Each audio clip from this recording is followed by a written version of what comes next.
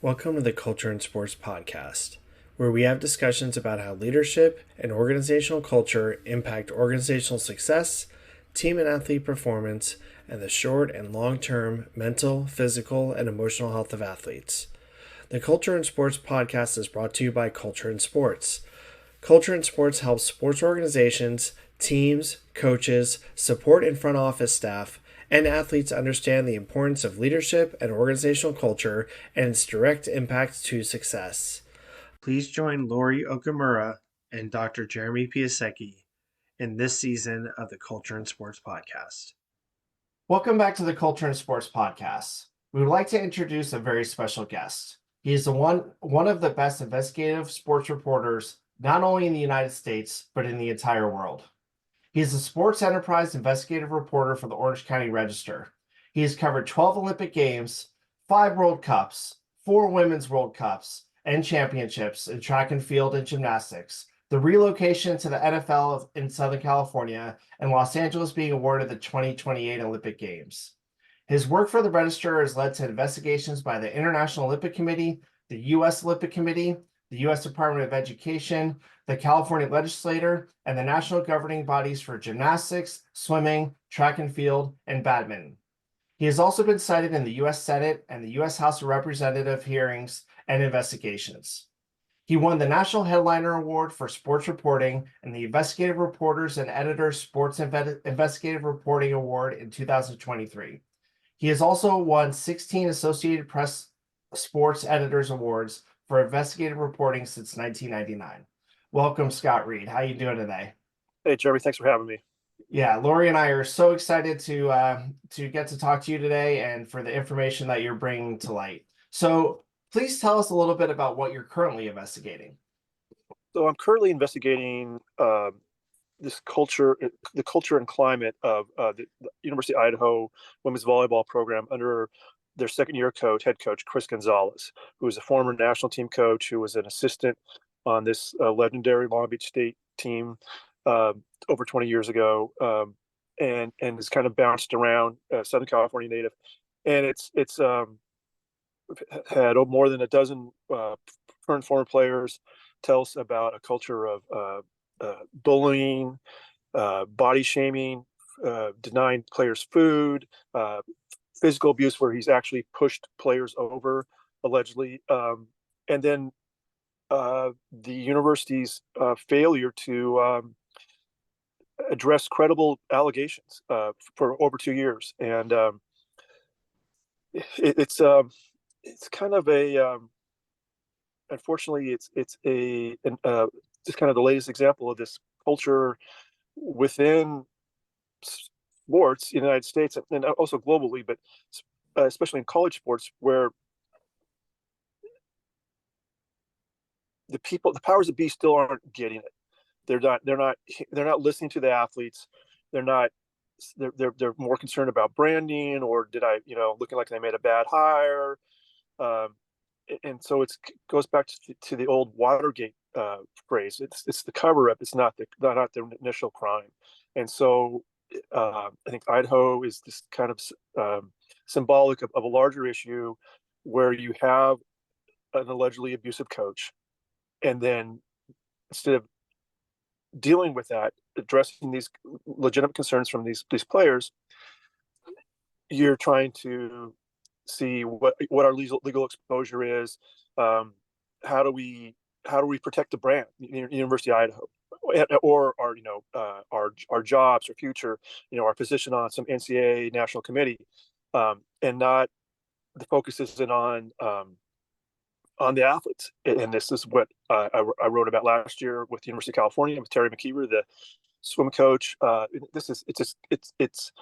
It's over and over and over again, and it's unfortunate that we as a society and a culture in sports just aren't getting it. And I think that's what's really frustrating, is that the people, whether it's an NGB or it's a college athletic director, it's a college president, it's a local AYSO organization, the people who are empowered, who have taken on the responsibility on their own, they've willingly taken responsibility to protect kids or in this case young women at university, they're not fulfilling that.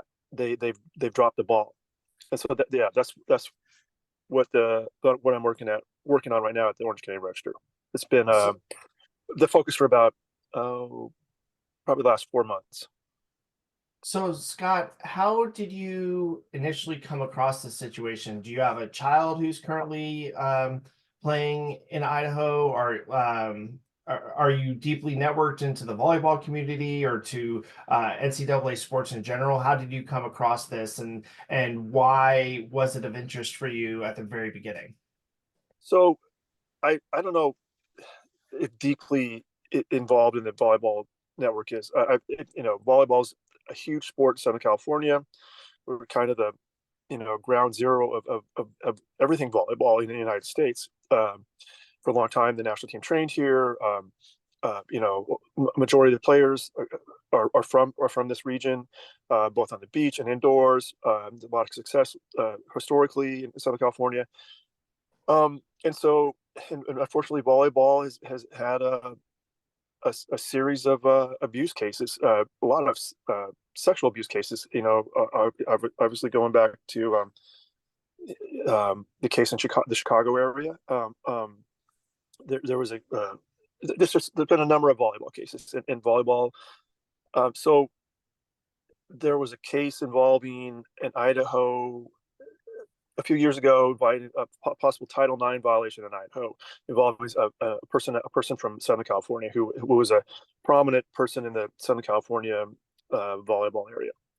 And while I was looking into that case, University of Idaho hired Chris Gonzalez. And Chris Gonzalez was an assistant coach on probably the greatest college volleyball team ever, a team that went undefeated, won the Final Four. Misty May was on the team. And he was an assistant coach, and then he used that to become a national team coach, assistant coach. And so when he was hired, a couple of people said, keep an eye on this guy. He's got a horrible reputation for being abusive. Kind of thing, a lot of the things that have come out now in the Idaho story. And honestly, I kind of lost track of him. I was looking. Unfortunately, there's all kinds of these stories, and so I got sidetracked on the Cal story, and other Olympic issues, and then the Gonzalez thing came back on the radar a few months ago. One of my sources said, "Hey, you might want to take a look at this," and we did, and it was the allegations were pretty alarming.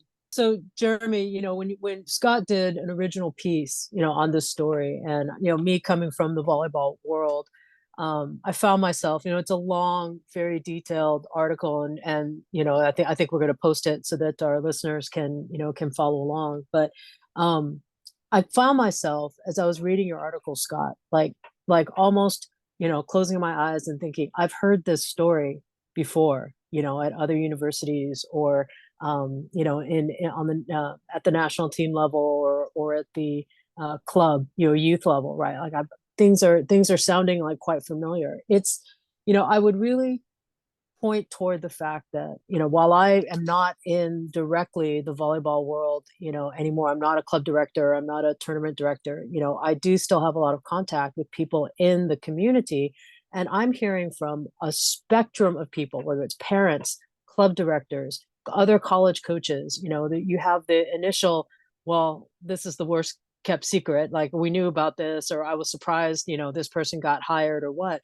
But then beyond that, and you always hear that, right? Sort of the armchair quarterback approach, right? Oh, I told you so, or I knew this guy was, like this or something. But what I'm hearing beyond that, I think the importance of the article itself is parents, club directors, say, hey, I just talked about this at my practice. Like somebody pointed out this article and told all of us kids, like, this is what you do if somebody is bullying you, right? This is not acceptable behavior. Here's an example, right? It's required reading almost, right? For anybody who's in a position of, accepting the awesome responsibility of working with especially young children, right? Young kids, teenagers, young adults. But it's also somewhat empowering to see how the women at the University of Idaho have addressed their situation, right? I mean, they seem to have, and I know we'll go into it, but I'm really impressed with that group that they found a voice, right? They found their voice. They also found a voice in Scott to help, tell their story. But I tell you, the impact of this story, and there've been several, follow-up stories that Scott has posted, but the impact of the first story, which I think is what, like almost 10,000 words or over 10,000 words. I mean, it's a tough, the comments, it's a tough read, like it's a hard read, but I'm so glad I read that article. Like that's what I keep hearing over, and over, is that people are learning something from the situation that these women at the University of Idaho women's volleyball program had to endure, right? This abusive culture, this feeling of we don't know where to go next, which I guess is the next question, right? What happens, like maybe to hear some of the details involved in the article, but what happens next, right? So Lori, I think you made a really good point. And I think this is something that people really need to kind of step back and appreciate. So when a guy like me comes in and I reach out to these women in Idaho, or I reach out to these women at Cal, or people who've been coached by Maggie Haney, the gymnastics coach, NAS, or whatever, you're making a big ask of them, because you're basically asking them to go over their abuse. And you're basically, which is really triggering territory. You're asking them to relive the most painful moments of their life, and they're doing it because it's an incredibly unselfish act, because they know, yeah. So Chris Gonzalez maybe gets fired, but the real benefit of this is some kid who they don't know is going to not have to go through this with their coach. Right. And it's an incredibly unselfish act by these women. I mean, to have some guy they don't know, Southern California, talk to them, and to numerous interviews, and trying to get the precise details of what happened, something that's really painful that happened. And so, right, Lori, you talked about club coaches and parents talking about this. This is the, well, for lack of a better word, payoff, is that some parent, I've had parents in previous stories say, I read your story and I looked at my kid's phone, and yeah, her swim coach was texting her at 11 o'clock at night. What the hell? So it's making parents more aware, and it is a universal story. It could be, it's in Moscow, Idaho, it's in Berkeley, it's, in Ohio, all these different places. Unfortunately, I mean, but I think people really need, these women in Idaho are scary strong. I mean, the fact, people say, well, they only won 5 games in 2 years. Well, women that are this courageous, that's not who they are. I mean, they're better players, they're better people, they're stronger people. That they're obviously got they have more heart, and so obviously that their record should be a lot better, because just who they are as people and fighters. This is a really, really brave group, but again, I think it's really important for people just to step back and appreciate how hard this is, especially in a small college town like Moscow, Idaho, where Moscow, Idaho, that's it. It's the industry, it's the whole community revolves around the school, and we're seeing this in kind of the response. And I'm really happy that the community is rallied around these women, and I think they've rallied because they see that strength. I mean, Moscow, Idaho is a tough place, part of the world. I grew up in Washington State. The Palouse, that area, that's, it's not for the soft-hearted. And so the people that live there are hardworking people, and they appreciate courage. They appreciate, going against the grain. And so I'm glad that the community's rallied around these women. But it is, I mean, these women, they've taken a really unselfish step that's really not going to benefit them. I mean, their names in the paper, the community has rallied around. But when you go around town and you say, oh, is that one of the volleyball players? What happened? I wonder what happened to her. Your whole life now is they put their lives under a microscope. And it could have been just easy and transferred to another school and said, it's somebody else's problem. And they didn't do that. And and it's just really admirable with what they did. So about the report. So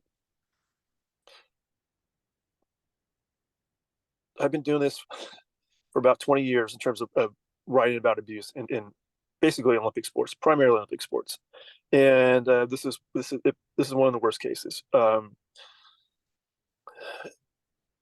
There's allegations that Chris Gonzalez pushed at least two players to the point where he knocked them over. He's 5'8" ish. He's pushed over women that were over 6 feet tall in a drill where he allegedly got exasperated, and there are multiple sources on this, and where he would get angry, insert himself in the drill. When the drill continued to not go his way, he literally pushed two women over, and he inappropriately touched women in a drill where he put his hands around their waist, lifted them up, and they felt very uncomfortable. They expressed that discomfort, and nothing was done. He put them in harm's way. I think Lori, as someone who's been around volleyball all your life, knows the first thing you tell a kid is no balls on the court. Oh yeah, you teach them. Right. And ball on. That's the call, right? Yeah, exactly. I mean, it's rule one, right? So one of the things he did was put balls around these women because he was upset at how they were not jumping up straight up and down, and so he put them in harm's way. He's done drills where allegedly they chase balls into bleachers. He's fired balls at their faces. He's grabbed women. There's a bullying element where he targets certain players. There's a body shaming element. He's referred to women as linebackers. In this drill where he lifted them up because, it took a lot more to get you up than I thought it would. Got on kids about their weight. Denied them food on travel trips. Constantly talked about calories, what they're eating. If they're at a restaurant, if they took a piece of bread, he'd get the scowl. A woman was benched for getting a calzone at an airport on the way back to campus on a road trip because the Sbarro was the only thing that was open. Coaches had confiscated food. So it got to the point where parents were trying to sneak food into the women on road trips. And there was times where the coaches allegedly actually confiscated the food that the parents had left at the hotel for the women. There was a case where they were on a road trip, traveled cross country. They got to the East Coast. The coach said, we're not going to give you a meal. Just eat out of your snack bag. One of the players ordered Chipotle on DoorDash or Uber Eats, and one assistant coach saw it and gave her a lecture about it. It just really put a lot of shame on her. What else? Chris Gonzalez has repeatedly allegedly ignored the doctor's instructions for certain players not to practice or play, just blown through it. When players have sought medical attention during practice, he's taken steps to pull them away from the trainer while the trainer's examining the player. A lot of bullying, trying to run kids off, run players off, verbal abuse, mind games, and the real issue with this is that this was first reported to Terry Gallick, the athletic director, in 2022 during the 2022 season. Parents complained with detailed list of allegations. And a group of women themselves sent Terry Gallick an 8-page, very detailed list of allegations, including at one point talking about how Chris Gonzalez pushed Anna Pallur, who was a freshman on the 2022 team, pushed her over. They talked about the body shaming, the food denying, the fat, all this focus on weight, and a group of them wanted to meet with Terry, and she would not meet with them. A group. She had separate meetings, and then this went nowhere. So this is, I think, a big sticking point is that the school has now hired a law firm out of Texas to look into these allegations, but they've only done it after 2 years. Why wasn't the outside law firm brought in 2022? Why did another group of women have to go through this in 2023? And the other thing is that he had a big freshman class coming into the 2022 season. An overwhelming majority of those women left after the 2022 season. Why was that a red flag to the administration, to the university, including one of the women that left last year was a woman named Amy Green. Her grandfather was an All-American football player at Idaho in the 30s. He ended up being a professor, the department head, and then the athletic director, and the guy who led the fundraising drive for the Kibbe Dome, which is where the football team plays. Her dad's cousin is C. Scott Green, the president of the university. And so this was an open secret. I mean, the school knew about this in the fall of 2022. Nothing happened until a paper in Southern California writes, an almost 10,000 word investigation about it. So why did it take so long? Why weren't these women heard in 2022? And again, this is unfortunately kind of it's happened at Cal, it happened at Harvard and on the hockey team.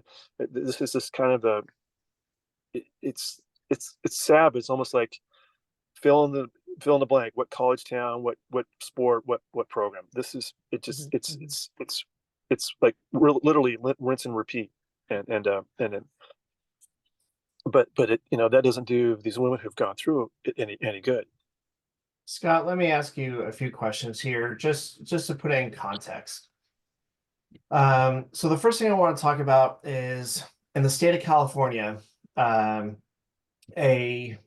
a college student, once they are a student, it doesn't matter if they're 13 or they're 18, is considered an adult in the realm of education, right? They are an adult, Right. as a parent of a college student, regardless of their age. You cannot call up the school and say, can I have their grades? Can I have this? Right. Can I do this?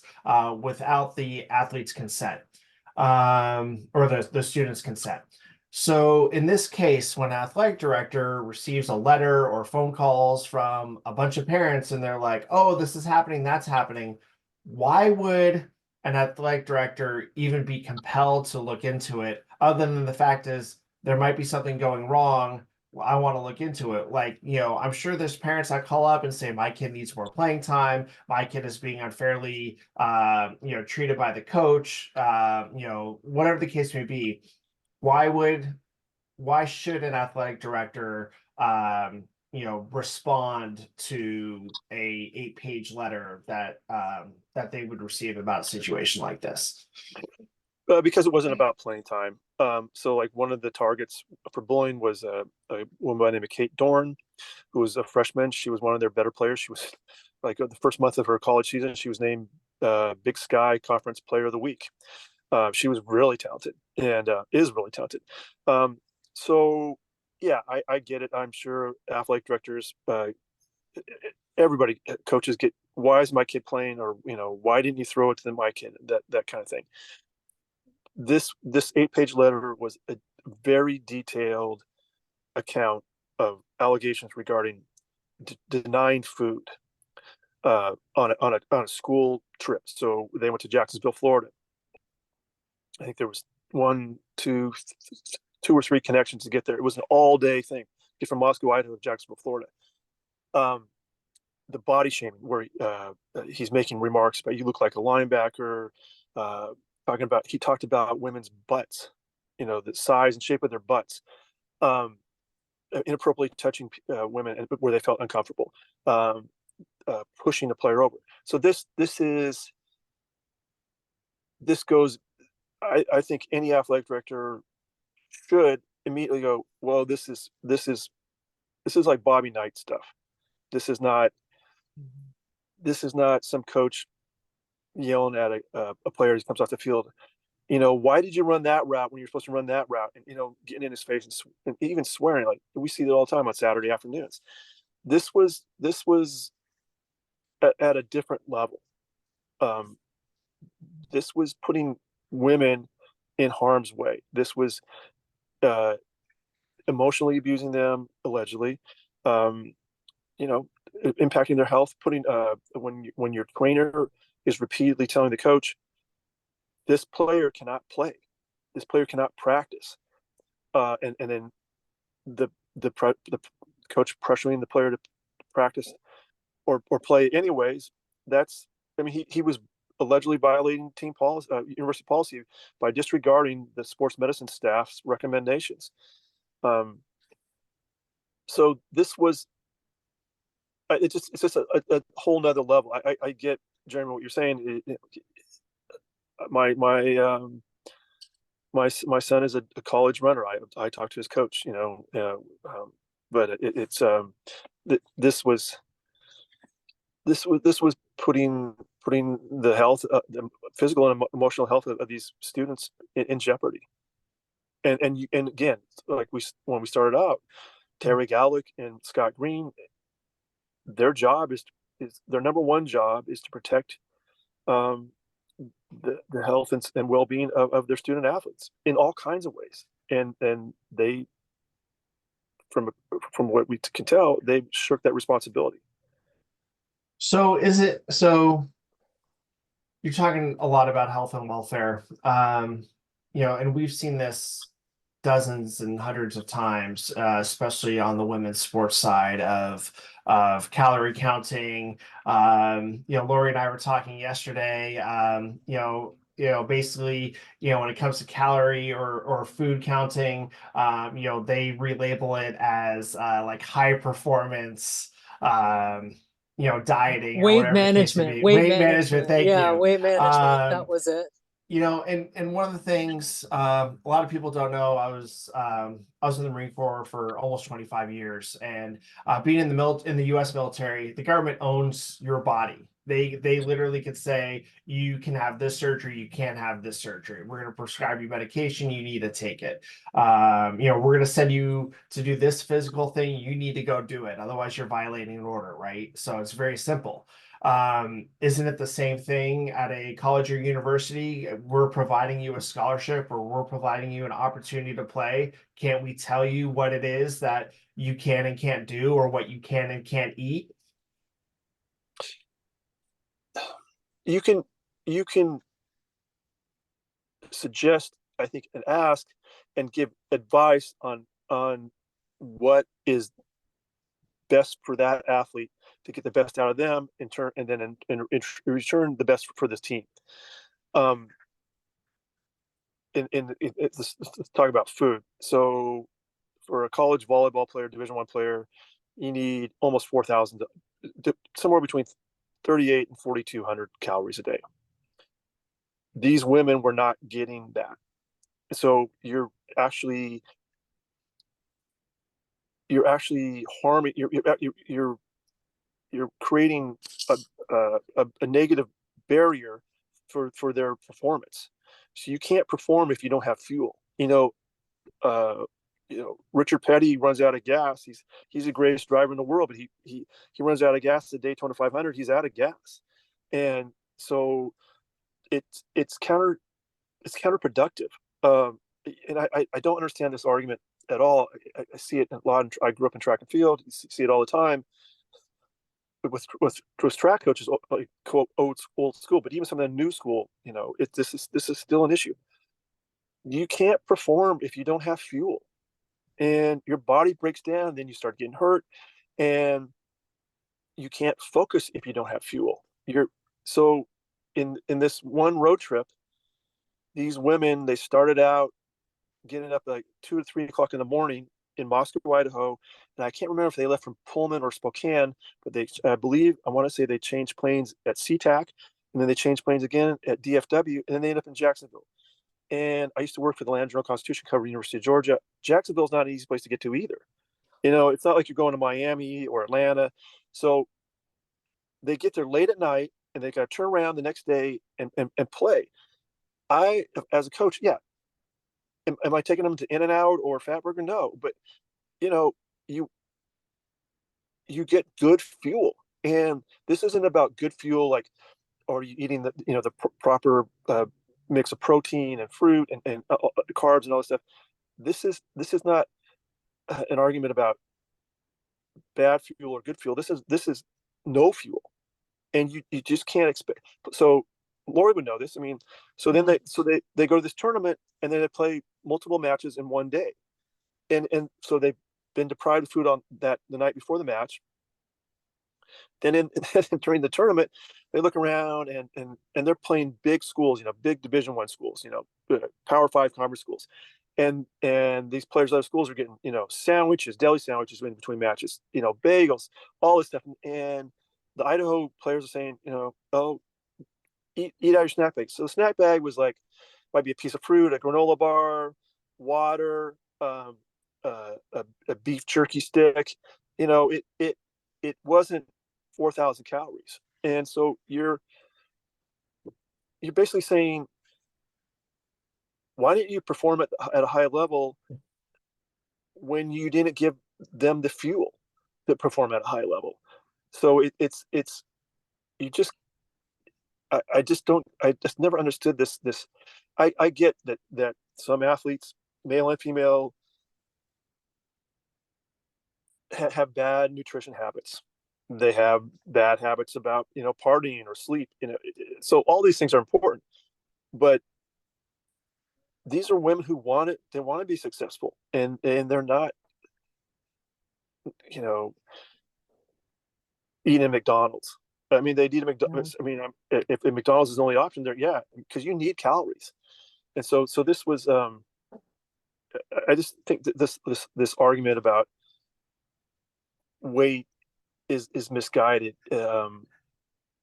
It you just can't perform if you don't have any fuel. So all of this direction for snack bags and calories and good fuel versus bad fuel, or just no fuel in general, this came from like doctors and dietitians at the university. They were mandating this for the athletes, right? So right. So there's a nutritionist on the faculty. There's a professor, and she was giving advice to the women on what they need to eat. And then she was, my understanding is that she was encouraging them to supplement the snack bags, then to expand the snack bags, and then was giving them, we should get their itineraries and say, look, you're going to be at Portland, Oregon. You're at this hotel.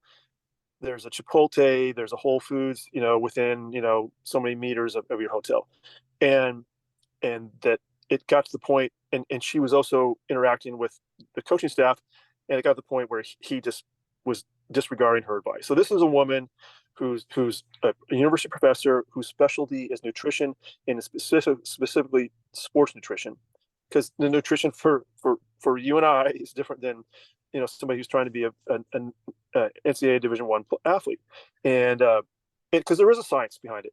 There is a total science. Jeremy, you're right. I mean, this from being in the Marine Corps. When you guys were going out there in Afghanistan, you want fuel, and to be at your most productive. And this was what this nutrition was trying to talk to Gonzalez about. And it finally, she basically was brokenhearted. I mean, he was so dismissive and disregarded it, and she was seeing impact on these women, how they were breaking down, that she just basically had to disconnect. But yeah, this wasn't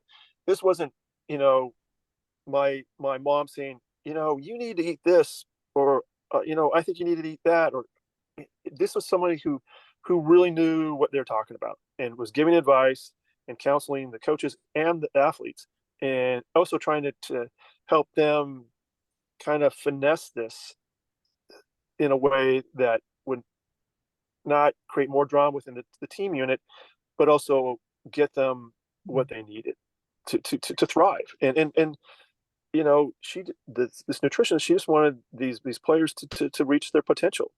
And it's it shouldn't be about counting calories on either side. it's about putting these women in position to do their best, which is what everybody in this program's job should be. You want them. I mean, you want them to maximize their ability. Mm-hmm. Scott, you said the word dismissive, right? Which is a word that keeps popping up into my head when I read about everything that's happened, to these women, right? That they were dismissed of their initial concerns. They were dismissed of having anything happen, in response to that. But really what we're talking about, like this, this is more than, like you say, it's more than I want playing time, or I'm not, getting what this is like. It would be like hiring somebody for your company and not giving them a phone or a computer or a pen and and a pad of paper, right?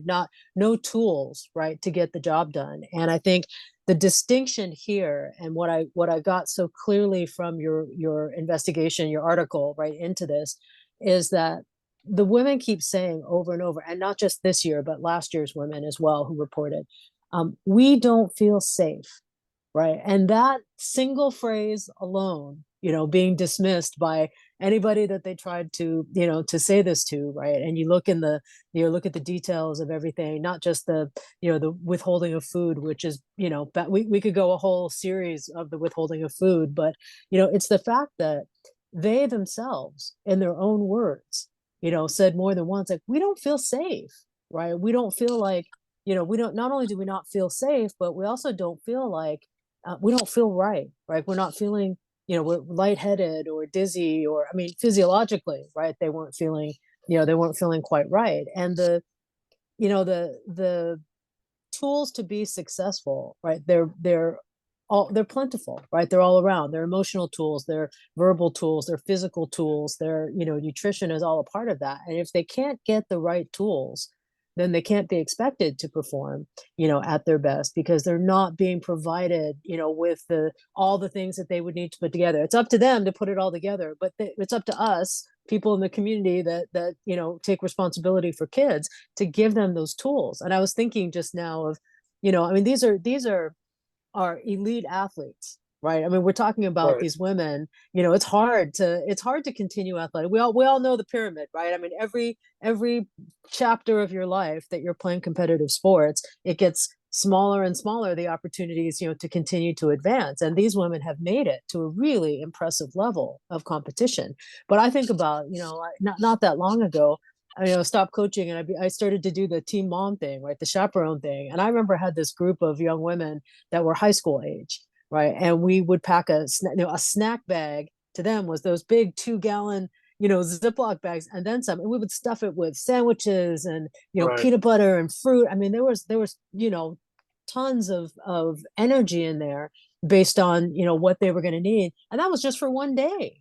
Right. Right. So when I all of this detail aside, which is horrifying to me, like the detail is horrifying, but it comes right down to me to the fact that, these women were saying, and some of them have said after the fact, in interviews or podcasts or what, that we didn't feel safe. Like, we still don't feel safe, right? They're afraid of retaliation, or they're afraid of, and to your point, when we started our session here, is that this is a really brave thing that they've done in coming forward. There's a statistic. I've done a lot of research, and Safe Sport International, which is an organization out of the UK, they have this amazing statistic about, an athlete that's abused in their younger years, their teenage years, right? About 15, 16 or so, oftentimes doesn't find the opportunity or doesn't come forward about the abuse until they're in their 50s.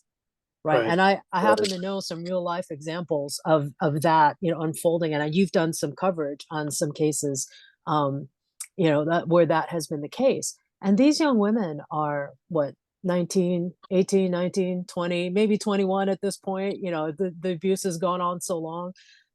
It's quite remarkable, that they've been able to step forward on this. But really, the distinction here, along this line that we've been talking about, is that they have said repeatedly, like, we don't feel safe. Who else can we go to? Which leads me to what has been the sense. I mean, we know what the university's reaction has been, to this point, which is very little.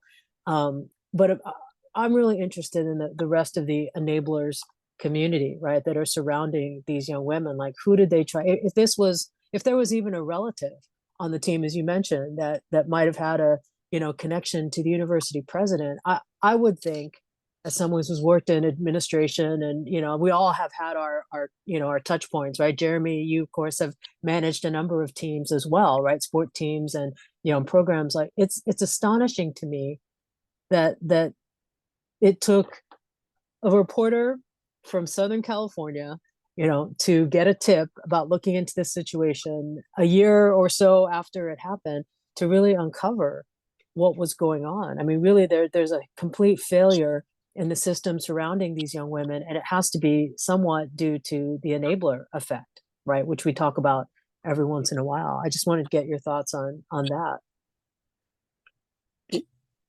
Yeah, that's a big part of it, Lori. And you said something a minute ago I want to come back to about they didn't feel safe. Yeah. There's 2 points I think that you touched on that are really important. One is when somebody tells you repeatedly that they don't feel safe. They said this in these detailed complaints that going back to 2022, I don't feel safe, and here's why I don't feel safe. They expressed they didn't feel safe in meetings with Terry Golick, the athletic director, with Blaine Eccles, the dean of students, with the assistant athletic director, with an office of civil rights person, and they weren't heard. They weren't heard, and they weren't heard until it unfortunately appeared in the Orange County Register. I mean, Mm-hmm. the other thing that I really have, this is a reoccurring issue that I think is really damning of this whole culture, is that women are dismissed when they say stuff like this as drama queens, or women are just more emotional.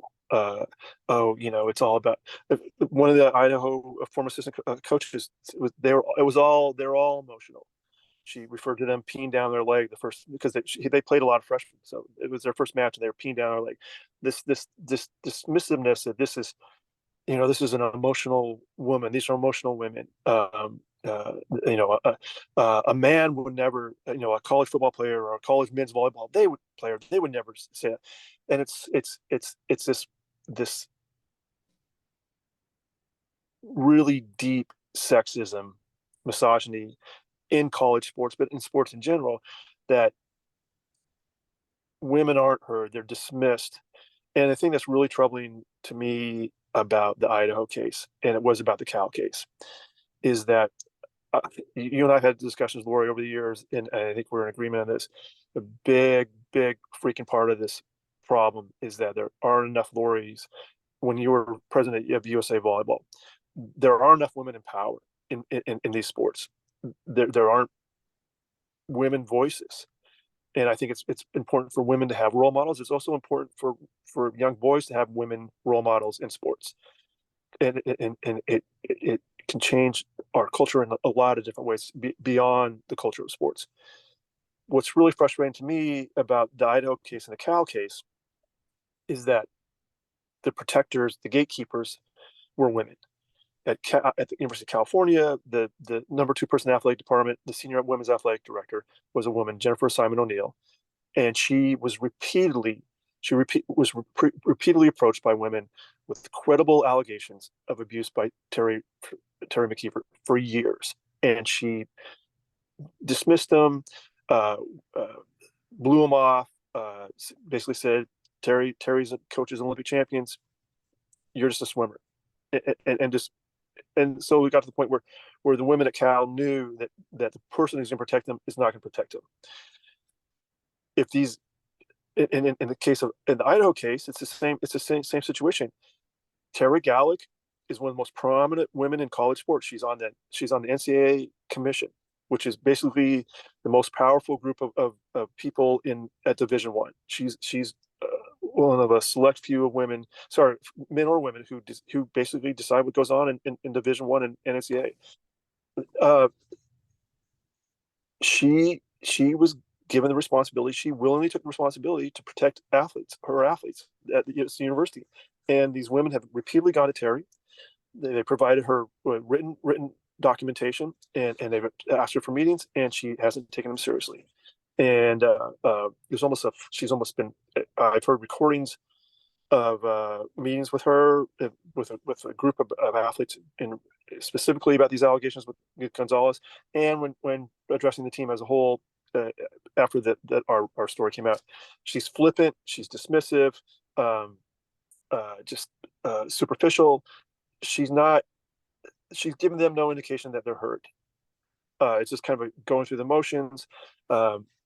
This was a hire of hers. She made a big deal about it. She made a big deal that she's former administrator at University of Wisconsin. She made a big deal about how she consulted the Wisconsin women's head coach who had just won the Final Four, if I remember right. So she put her seal of approval on this hire in a big way, and it's blown up on her.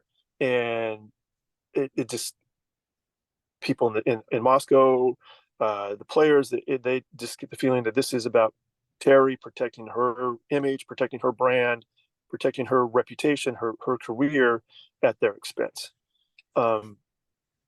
So wouldn't it be her reputation and everything else? Wouldn't it be improved if she did take ownership of what has happened, and she has said, this was not a good hire. This is potentially a bad person. Let's remove this person from having interaction with the athletes and do a full unbiased investigation? Wouldn't that actually make her brand stronger? It totally would. It totally would. And so she could do what Cal did, which was, well, the day after our article came out on the Cal case with Terry McKeever, they put Terry McKeever on paid leave. They didn't fire. So this was in May of 2022. They didn't fire her until the last day of January of 2023. At the very least, this is what you should do. Yeah, Terry could. She would get her reputation would grow so much. She would be held in such high regard if she stepped up to the mic and said, "You know what? I dropped the ball on this. I should have known. It was well known in volleyball circles that he had this pattern of behavior. This is how he coached. I was wrong. I took the word of somebody I trusted. I didn't do my homework. I let these women down. This is on me. I'm never going to let this happen again. I'm so sorry," and move on. Instead, she's basically, the story comes out, and the first thing she does is go to the NCAA convention. This is one of the biggest crisis well, it is the biggest crisis since she's been in Idaho. And look, I get it too. I mean, that community's gone through a lot. There was the murders last year, 2 years ago, in November of 2022, where these students were murdered. The community's been through a lot. So I know the university's been a little distracted by things, and the trial's coming up. But yeah, Jeremy, you're totally right. She could have massively overhauled and improved, raised her profile by doing the right thing, but she hasn't. And that's really an important point, because like we've all been in that situation. I myself, I'm not innocent of making bad hires as well, right? But usually when that happens and there's so much overwhelming, evidence, and you try to resolve the situation, you give the person an opportunity to correct or resolve. But in this case, what's so surprising is that I was reading one of the follow-up articles that you did, that the when the team returned. Of course, now they're out of season, right? They're in their spring, training, and the rules are slightly different, smaller group trainings, and not as frequently. But I was shocked, because I've been out of it for so long. I read the article. It said that the athletes were scheduled to report to practice with this coach, right? That allegedly had conducted all this abusive behavior against them for 2 seasons. And I had to read it twice. Right? I just said, well, hold on a second. If this was like, if you and I were working in a workplace environment, and I had a harassment claim, or you had a harassment claim against me, like, they would try to separate us, right? At least during the period of investigation, like, try to keep the party, and also to keep the party safe, right? To keep each party away or removed from the other party. But I couldn't believe what I was reading. And then I think the article that came after that was that the athletes were able to seek an opt out, an opt out clause or a protective order, right? So they wouldn't have to be in, one on one meetings. And we all know spring season, the off season, right? This is a time for a lot of administrative work. You have academic reports, you have one on one meetings with your athletes, maybe, or small group meetings. That's a really tough environment for these women who already don't feel safe, right? They already have this detailed, long two seasons worth and however many countless number of players worth of detailed abuse allegations. And yet they're supposed to be expected to return to practice, being supervised by the same person who conducted the abuse, under the supervision of enablers who allowed the abuse to happen, and with basically no injunctive relief as far as, well, okay, you go or we pull your scholarship, is kind of what it sounded like. I don't know if that was actually, the case for them, but that to me, that part of it, and Jeremy, like we talk about the culture that exists that allows that to happen is really the root cause of the problem, right? Put the victims or, in the hands of the abuser while this investigation is going on by a law firm that's, however many thousands of miles away, right? And that was hired by the by the organization that university, has the right? toxic and abusive culture. That's right. That's right. These investigations, and we've seen, Scott's covered a number of them, and we've seen a number of them, and I've been involved in one or two. It's like, that type of investigation is really not independent, even though that's what it is labeled as, right? But the very fact, I mean, if the goal of hiring a law firm like that, or conducting what appears to be a third party, outside independent investigation, if the goal of that is to mitigate responsibility, then why the heck would you put the victims, the reporting victims, why would you put them under the supervision of the very individual that they're reporting? Right? That's just feeding them to the wolves, if you will, right? I mean, it's just, you're asking for trouble if you're recreating that environment. You're putting them even exactly in the same environment. Like most of the abuse, if you read in Scott's article, like, the practices, the even matches, even abuse during matches, or and the really horrific quote from the former assistant coach about them peeing down their leg, which I think is like not only vulgar but completely inappropriate, right, to characterize athletes or humans. But you're putting them right back in the same environment, even, under the abusive coach, in the hands of the enablers, with no protection, and they're already have told you for months and months on end that we don't feel safe. Like, how are the women supposed to receive that, right? That action? I don't know if we, how do we go forward, right, from that? I'm not sure what the answer is to that, except don't go forward in that case. Well, I think, Lori, you're right. I mean, it gave these women, it sent the message to them that these people you're supposed to trust, people that are conducting the investigation, people are sanctioning the investigation, your safety doesn't seem to be their number one priority. These schools always, it's all about the legal maneuvering. What puts us in the best possible position legally? We're going to get sued, or who's going to sue us, or where's our legal exposure? And in this case, it seemed to me that your biggest legal exposure is with these women, and now you're going to put them back in that. I'm not a lawyer, obviously, but it seems like it's bad legal advice to put them in, in the proximity to this guy. I think the other thing that I think that's kind of rattled the confidence of the women and people in the community, people that support them, is this is a Texas firm who has a history of defending schools in sex abuse cases, discrimination cases. So this is a case this is a law firm with a reputation for putting out fires, not and limiting legal exposure. This is a law firm that represented Baylor in the football sex scandal, where Ken Starr, the football coach at Baylor, all these people. Ken Starr was the president of Baylor. The Lewinsky Clinton special prosecutor, who became the president of Baylor.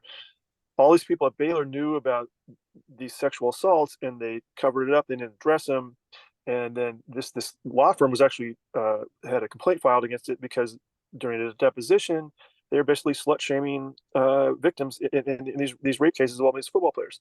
So these Idaho players are having some questions of confidence in this law firm that are they trying to get to the truth, or are they trying to cover Idaho's butt in Well, of case course they're trying to right. cover that. And the other thing is I'm sure they've probably told the women at some point during all these complaints, or to the public or someone, well, this coach also has rights.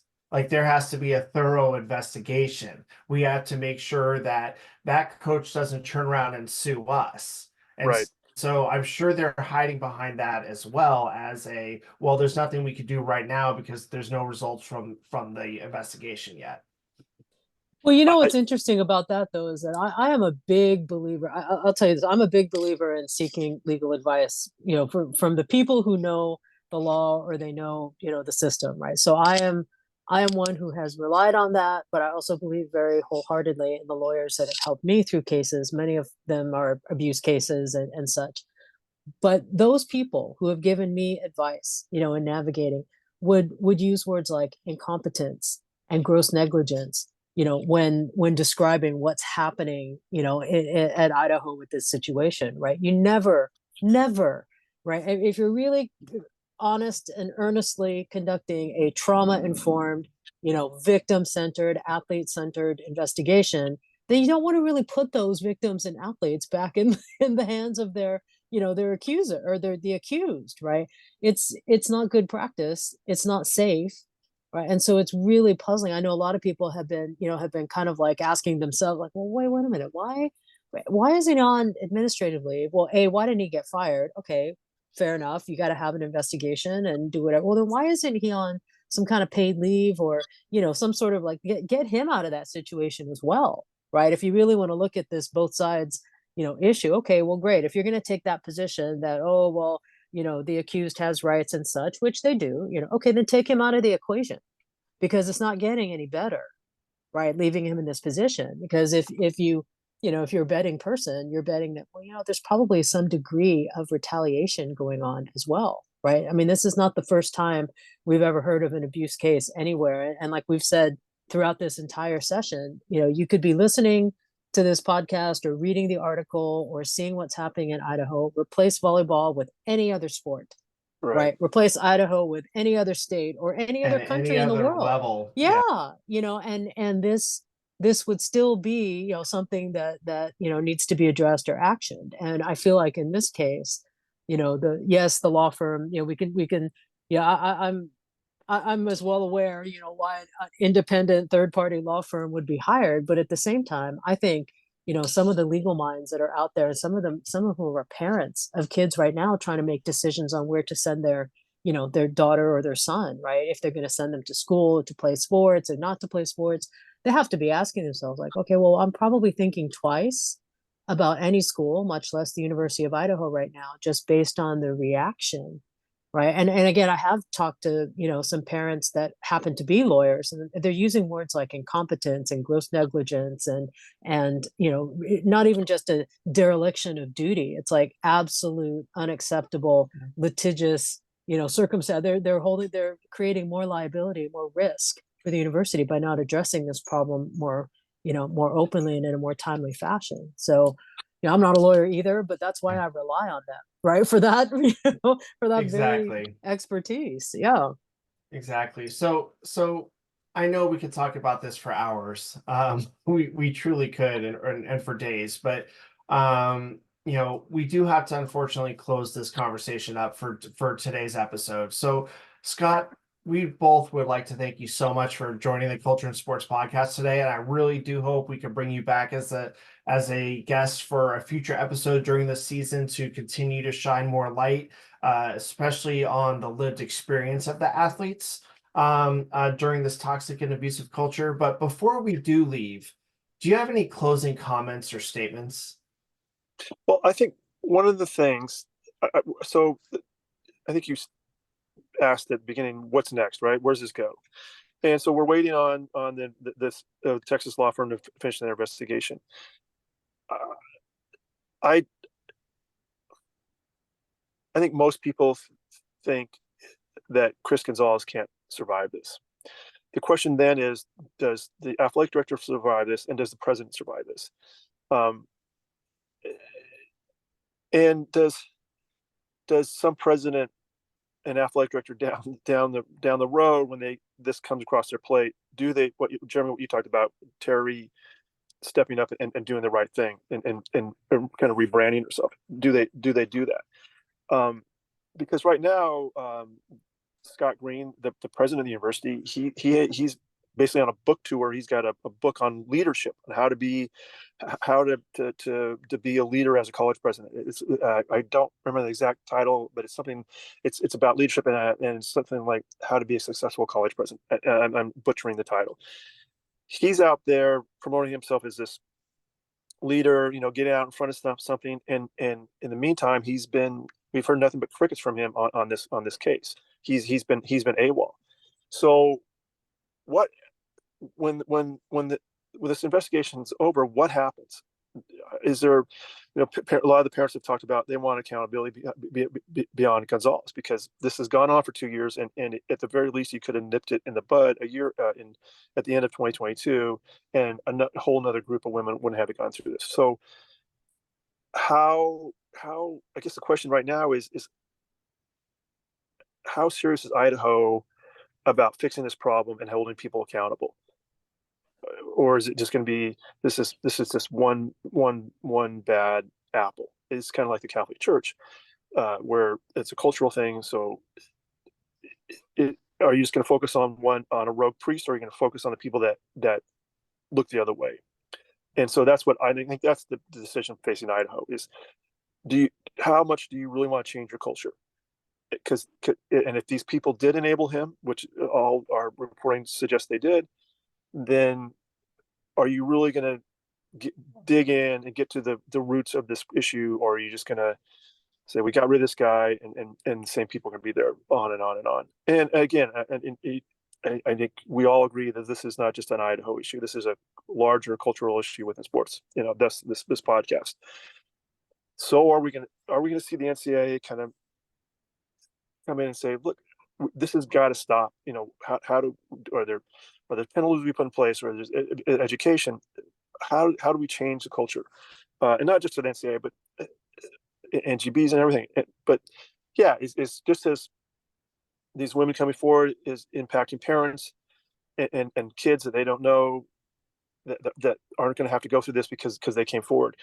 At the same time, is some athletic director at the Big Ten or SEC or some Division III school somewhere saying, yeah, this is going to be a pain in the ass for a couple months, and I'm going to look like an idiot for hiring this guy or hiring this woman, but I'm going to do the right thing. I'm going to do the right thing for my kids. I'm going to do the right thing for my school, and I'm going to send them the message to my peers that this is how you do it. So there's an impact on what is the University of Idaho go forward? How do they go forward? And how do we, as a culture within sports, move forward the next time this Idaho case? And then where's the next Idaho, and how do we address it? Do we handle it in a way that makes athletes feel heard and help them heal, or do we just go through this whole cycle again where you hire the law firm to cover your ass and you fire the coach and you move on? I guess, Jeremy, I guess this is the bottom line. This to me, this is the question. Do you protect the brand, or do you protect the athlete? And it's as simple as that. And that's a wrap for this week's episode of the Culture and Sports Podcast. We hope that this episode has started an internal dialogue, or even one with your team, about the importance of leadership and organizational culture. If you'd like to learn more about culture and sports, the Culture and Sports Podcast, or other programs, go to cultureandsports.com, where there is a wealth of resources, articles, research, podcasts, video shows, webinars, and courses. And don't forget to connect with us on social media on Instagram, Facebook, TikTok, YouTube, and LinkedIn at Culture and Sports, and on Twitter at Culture in Sport. Thank you for tuning in to the Culture in Sports podcast.